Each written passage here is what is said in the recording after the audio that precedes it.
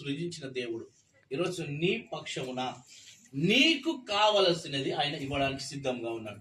అందరిని బట్టి దేవునికి మహిమ కలుగునుగా. హల్లెలూయా.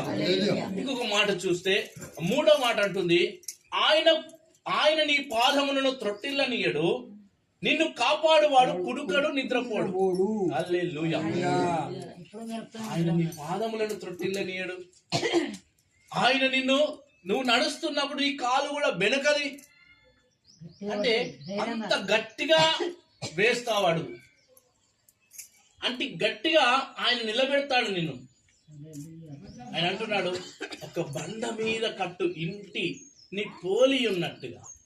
ఒక బండ మీద కట్టిన ఇల్లు మరి ఎంత గట్టిగా ఉంటుందో తెలుసు. మరి నర్సేన్ ఆయన బండ మీద కట్టాడు మొత్తం ఇల్లు, ఎందుకంటే మొత్తం బండనే. మొత్తం ఇప్పుడు ఇక్కడ వచ్చిన ప్లాట్ బండ మీదనే ఉంది.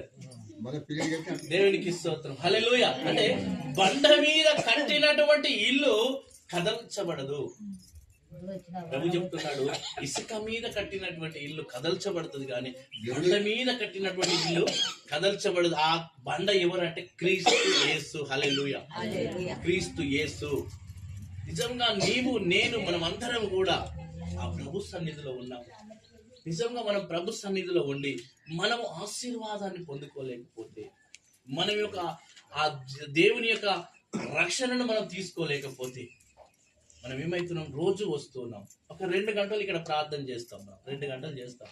2 గంటలు చేసిన ప్రార్థనకి మనకు ఫలితము లేకపోతే, ఈరోజు నేను పొద్దుంతా పనికి వెళ్ళాను, పొద్దుంతా వెళ్తే ఒక 500 వస్తున్నాయి. ఆ 500 వస్తే నా జీవనము సాగుతుంది, నా కుటుంబాన్ని నా పిల్లలను అంటే వాళ్ళకి తిండి పెట్టగలుగుతున్నాను.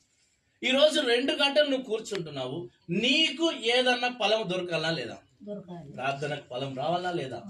ఈరోజు నువ్వు ప్రార్థనకు ఫలము దొరకలేకపోతుంది అంటే మనము అవుతుందో కాదో, లేదంటే వాళ్ళు వస్తున్నా నేను వస్తా అని కాకుండా ప్రభు ద్వారా నాకు ఏదో ఒక సహాయం దొరుకుతుంది. ఆ సహాయం యెహోవా వలన దొరుకును. ఆయన నీ పాదములను త్రొట్టిల్లనీయడు, నిన్ను కాపాడుతున్నటువంటి వాడు కునుకడంట, నిద్రపోడు. నువ్వు రోజు నిద్రపోతుండొచ్చు, కానీ దేవుడు నిద్రపోతలేడు. ఆయన నిలబడులను సృజించిన దేవుడు ఈరోజు నీ పక్షమున నీకు కావలసినది ఆయన ఇవ్వడానికి సిద్ధంగా ఉన్నాడు.